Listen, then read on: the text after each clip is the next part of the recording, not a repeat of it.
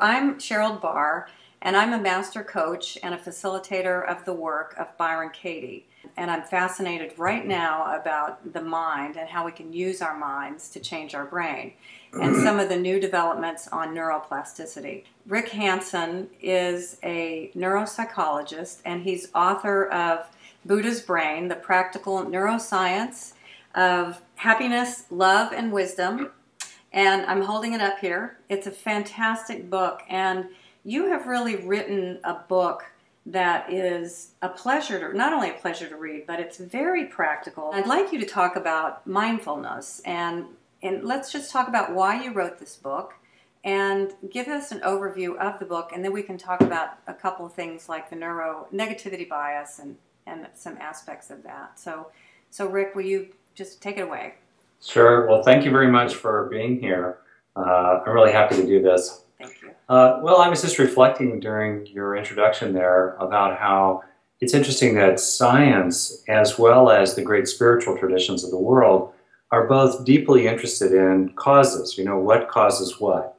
And what makes things work? What makes them what they are? How do things come to be? And they're also, of course, interested in what to do about that.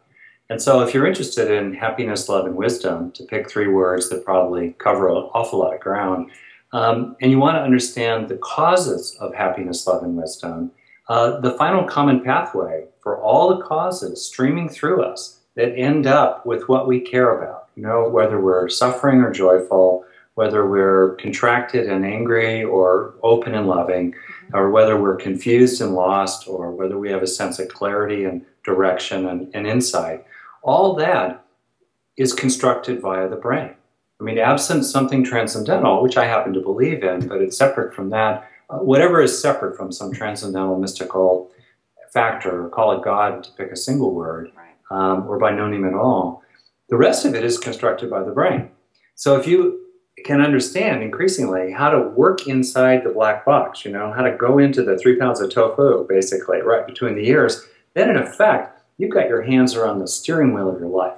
You've got the keys to the kingdom, because you can create and shift gradually over time the causes of happiness or suffering inside your own head.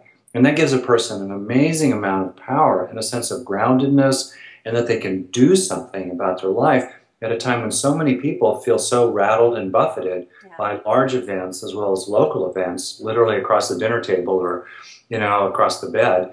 And their reactions to them. And so that's why I wrote the book. I really said, you know, let's grab hold of all these breakthroughs in brain science, because brain science has doubled in its body of knowledge in just 20 years. Really, we know twice as much today than we did in 1990, right? Let's use that knowledge, and then let's do reverse engineering. Let's understand what's actually happening in the brain during peak states of productivity, or just simply ordinary human empathy, or a calm and peaceful and, you know, relaxed moment, a settled moment. What's happening in the brain?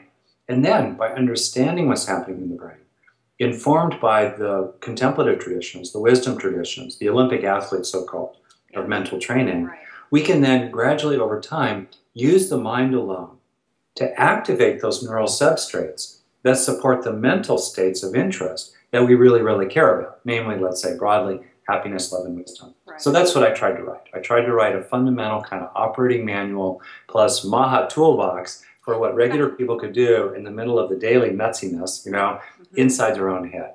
Thank you. I think it's phenomenal. What you just said it's so powerful. And we can control our life if we can begin to observe and be mindful of our thoughts. So can you talk a little bit about mindfulness and the benefits to the brain? Yeah.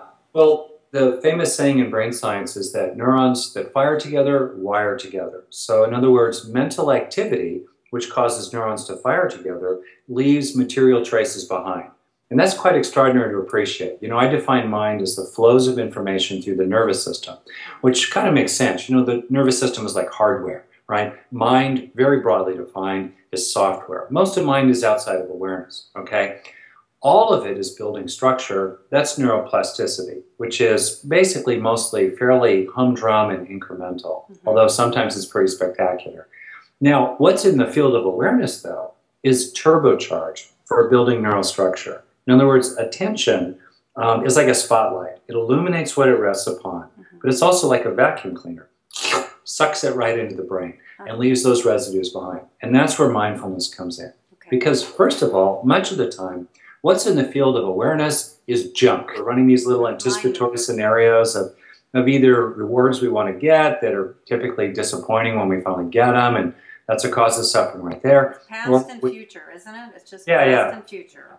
That's right. Or we anticipate suffering or pain or difficulty or threats. That's where that negativity bias, or what I call paper tiger paranoia, comes in.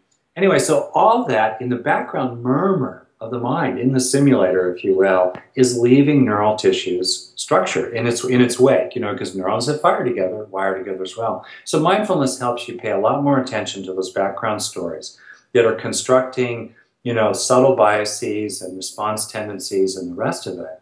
Because without mindfulness, we don't notice that stuff. That's the first thing. The second thing, with mindfulness, we can rest our attention and keep it where we want it to be. And so we can get the vacuum cleaner really working to really, really draw what we want into our brain. For example, resting it on the recognition of our own good qualities. Yes. I mean, the ordinary good qualities that everyone has. No one needs to have a halo to have good qualities, right? Just ordinary, good-heartedness, open-heartedness, determination, basic honesty, basic willingness to get up off your tush, when life whacks you, and get up and get going again. Those good qualities in people, are something to pay attention to. Similarly, when good events happen, that's also something to rest mindfulness on and then suck it into the brain. That was actually a whole chapter in my book, a fourth chapter, is called Taking in the Good, because that's what that's about. Rick, I just can't thank you enough. I mean, thank you so much. And we're working with technical difficulties here a little bit. However, the audio will be tremendous, but it's Buddha's Brain, the practical neuroscience of happiness, love, and wisdom. And it's by Dr. Rick Hanson. And you're a neuropsychologist and a Buddhist. So thank you so much, Rick.